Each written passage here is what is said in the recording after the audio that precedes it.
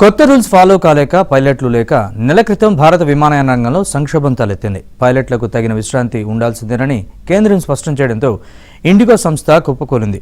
3 లక్షల మంది ప్యాసింజర్ల ప్రయాణాలు నిలిచిపోయాయి.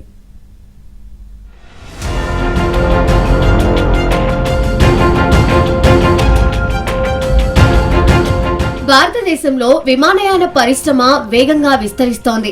2030 నాటికి 10,000 మందికి పైగా పైలట్లు అవసరమని అంచనా. ఇండిగో, ఎయిర్ ఇండియా వంటి ప్రముఖ విమానయాన సంస్థలు డీజీసీఏ నిబంధనల ప్రకారం శిక్షణ పొందిన లైసెన్స్ ఉన్న అనుభవజ్ఞులైన పైలట్లను మాత్రమే నియమించుకుంటున్నాయి. అవసరమైనప్పుడు విదేశీ పైలట్లను తీసుకుంటున్నాయి. అయితే పైలట్ల కొరత ఇప్పుడు అన్ని విమానయాన సంస్థలను ఇబ్బంది పెడుతోంది.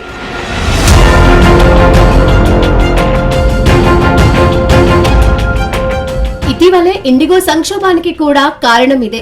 డీజీసీఏ అమలు చేసిన కొత్త flight duty time limitation FDTL నియమాల వల్ల పైలట్లు, క్రూ సిబ్బంది కొరత వచ్చింది.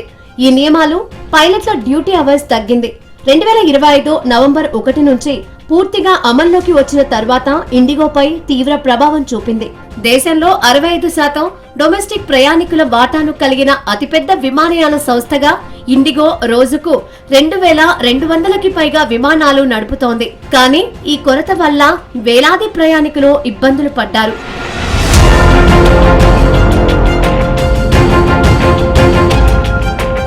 FDTL నియమాల ప్రకారం పైలట్లకు వారానికి 36 గంటలు గతంలో విశ్రాంతి నిబంధన ఉండేది. ఇప్పుడు 48 గంటల రెస్ట్ తప్పనిసరి. రాత్రి ప్రయాణించే విమానాల్లో డ్యూటీ గంటలు తగ్గించారు. లీవ్ ను వీక్లీ రెస్ట్ గా లెక్కించకుండా నిషేధం విధించారు. పైలట్ల ఆరోగ్యం, ప్రయాణికుల భద్రత కోసం కొన్ని మార్పులను తీసుకొచ్చింది డీజీసీఏ. ఈ రూల్స్ ను అమలు చేయలేక ఇండిగో సంస్థ ఫ్లైట్ సర్వీసులను రద్దు చేసుకోవాల్సి వచ్చింది. ఇప్పటికే 10% సర్వీసులు తగ్గించుకుంది. ఒక్క ఇండిగో పైనే కాదు, అన్ని సంస్థలపైన డీజీసీఏ రూల్స్ ప్రభావం పడింది.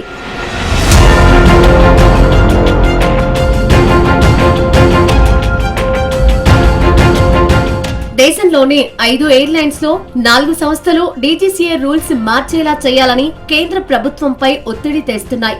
ఈ 4 సంస్థల్లోనే విమాన ప్రయాణికుల్లో 95% మంది ప్రయాణిస్తారు.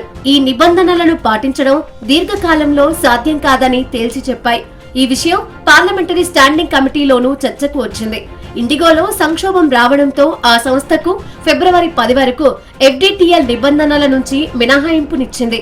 అయితే ఇందుకోసం ఆ సంస్థకు డీజీసీఏ 20 కోట్లకు పైగా జరిమానా విధించింది.